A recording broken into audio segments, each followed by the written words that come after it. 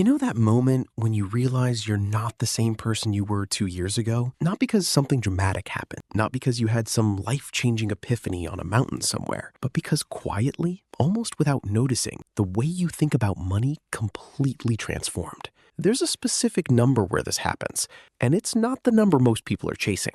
Most people think wealth is a destination. Hit $1 million and you've made it. Get to 6 figures and life gets easy. But here's what nobody tells you. The most significant transformation in your entire financial life doesn't happen at $1 million. It doesn't happen at $500,000. It happens at $50,000. And the shift isn't just in your bank account. It's in your identity. My name is Nick, and I spend way too much time thinking about money, financial psychology, and why some people seem to effortlessly evolve into wealth builders, while others stay trapped in the same financial identity for decades. If you want to understand the real mechanics behind who you become when you start building wealth, not just how much you accumulate, hit that subscribe button and give this video a thumbs up if it changes how you see yourself and your money. Now, before we get into why $50,000 is the real identity threshold, let me ask you something. When you picture a wealthy person, what do you actually see? Most people picture someone older, someone in a suit, someone who grew up differently than them, someone who had advantages they didn't. And that mental image is exactly the problem. Because as long as you see wealth as something that belongs to other types of people, you will unconsciously self-sabotage every attempt to build it yourself. This is what psychologists call identity-based behavior. You don't rise to your goals. You fall to your identity. And until your identity shifts, your bank account can't either. Here's the thing, though. You can't just decide to think of yourself as wealthy and have it magically work. Affirmations don't move markets. Journaling about abundance doesn't compound interest. The identity shift has to be earned. And $50,000 is the threshold where that shift becomes permanent. Think about it this way. When you have nothing saved, your financial identity is defined entirely by what you don't have. You're someone who's bad with money, someone who can never seem to get ahead, someone who always has to say no. That identity isn't just a story you tell yourself. It shapes every single decision you make, the job you accept, the risks you take, the opportunities you pursue or walk away from. It's invisible, but it's running the show. When you cross $10,000, something small but meaningful happens. You get a glimpse of what's possible. You've proven you can save. That's real. But $10,000 isn't enough to fundamentally change how you operate in the world. It's still fragile. One emergency and it's gone. One bad month and you're back to zero. The identity shift hasn't taken hold yet because deep down you know it could all disappear tomorrow. At $20,000, the psychological breathing room kicks in. Your survival brain quiets down enough to start thinking about growth. This is where most people start to feel like maybe they could actually do this. But here's what's still missing. $20,000 doesn't feel permanent yet. It doesn't feel like a new normal. It still feels like something you achieved that you need to protect desperately. The scarcity mindset is still lurking just beneath the surface. But something completely different happens at $50,000. And this is where it gets fascinating. $50,000 is the number where most people stop seeing their savings as money they saved and start seeing it as capital they own. That's not a small distinction. That is everything. Saving money is something you do. Owning capital is something you are. When you have $50,000 working for you in investments, earning 8% annually, that's $4,000 flowing into your account every single year without you working for it. That's not pocket change. That's a car payment. That's a vacation. That's a month of living expenses for a lot of people, generated automatically by your money, not your labor. And here's where the math starts doing something almost surreal. Let's say you're investing consistently and earning that 8% average annual return. At $50,000, Your money is generating roughly $333 every single month in passive returns. You're sitting at your desk, going through your Tuesday, eating your lunch, and somewhere in the background, your portfolio just made more money in that hour than some people make working. That moment, when it first truly sinks in, is when the identity shift becomes irreversible. Because you're no longer just someone who saves money. You're someone whose money works. And those are two completely different people. But here's where most people completely miss what's actually happening. They think the $50,000 identity shift is about the money itself. It's not. It's about what having $50,000 proves about you. Think about what you actually had to do to accumulate $50,000 from zero. You had to earn more than you spent for an extended period. You had to resist lifestyle inflation when income increased. You had to stay consistent through market downturns that made everyone around you panic. You had to say no to purchases that your social circle was making without thinking twice. You had to delay gratification not once, not twice, but hundreds of times over months and years. That's not just financial discipline.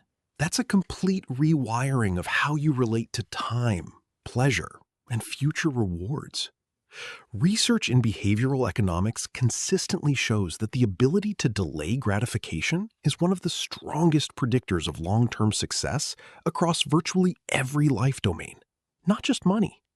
Career advancement, relationship quality, health outcomes. When you build $50,000, you've demonstrated that you have this ability at a level most people never develop.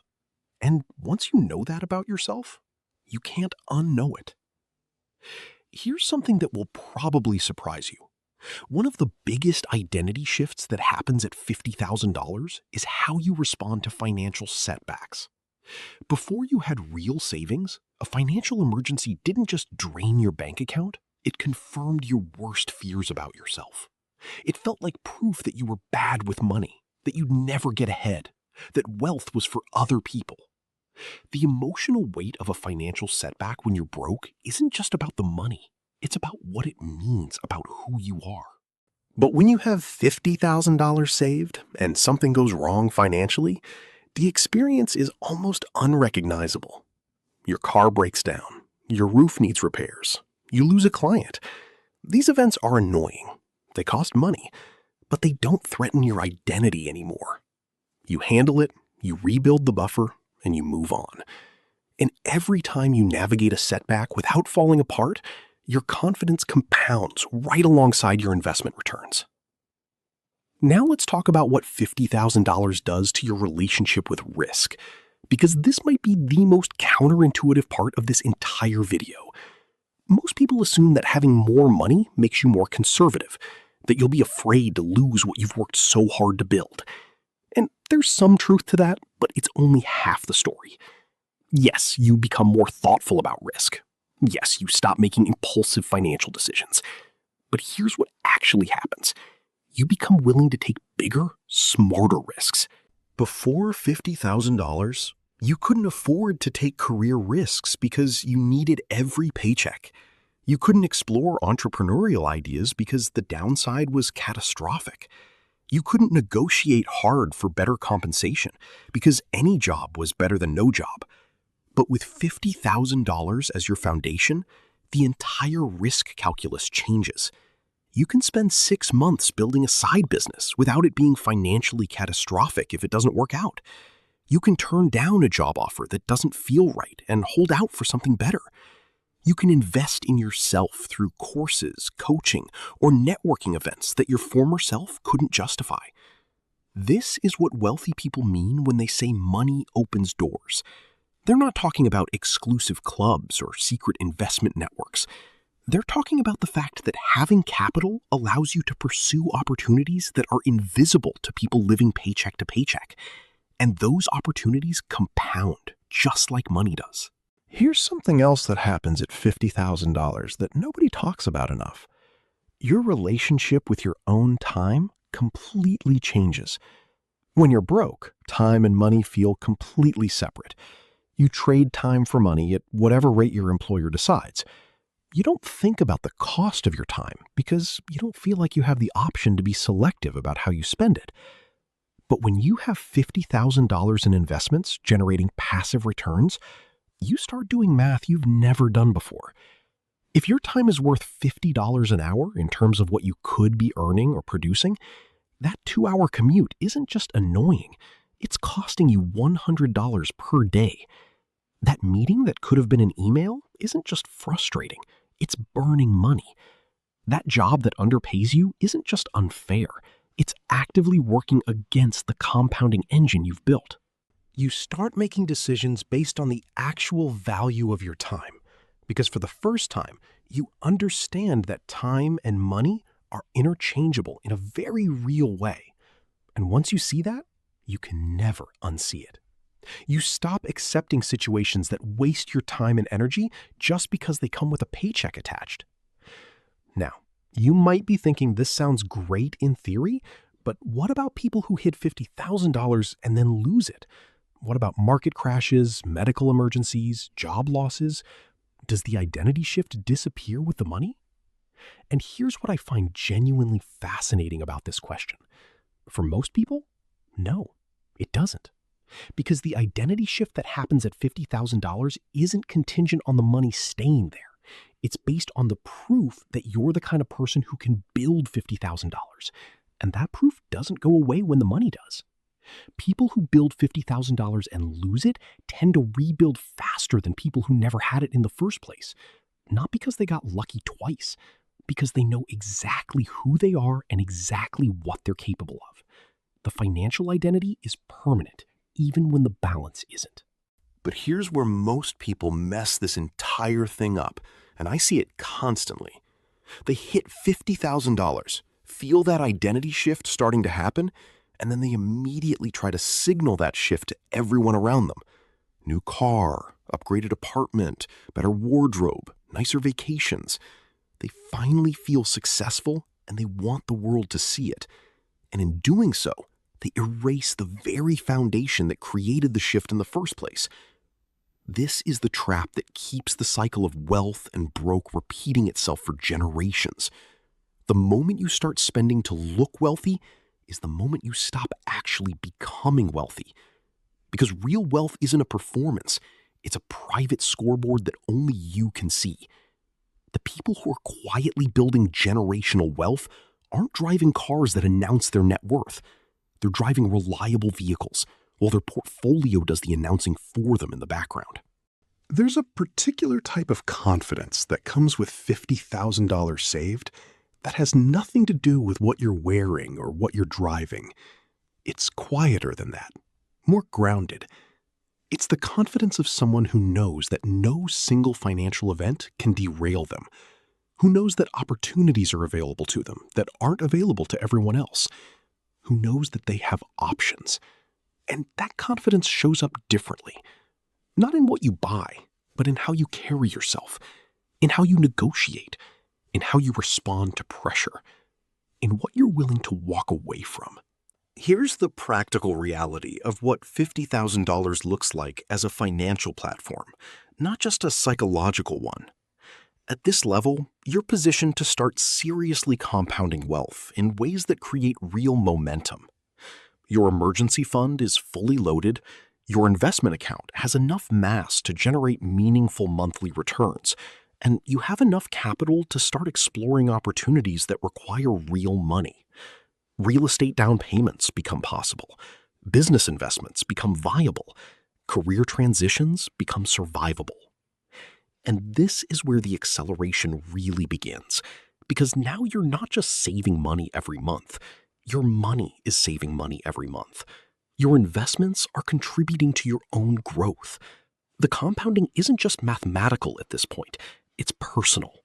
Your skills are compounding. Your confidence is compounding. Your network is expanding because you're showing up differently.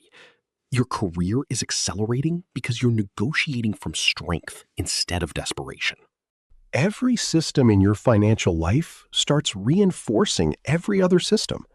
And instead of the vicious cycle most people are trapped in, where financial stress leads to bad decisions, which leads to more financial stress, you've entered the opposite cycle.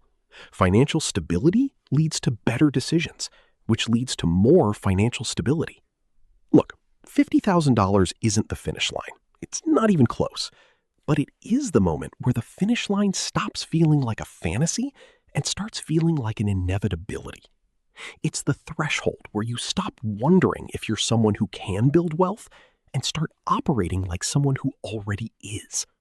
The money changes who you are, and who you are changes everything else. Start building. Your future self is already waiting on the other side of this.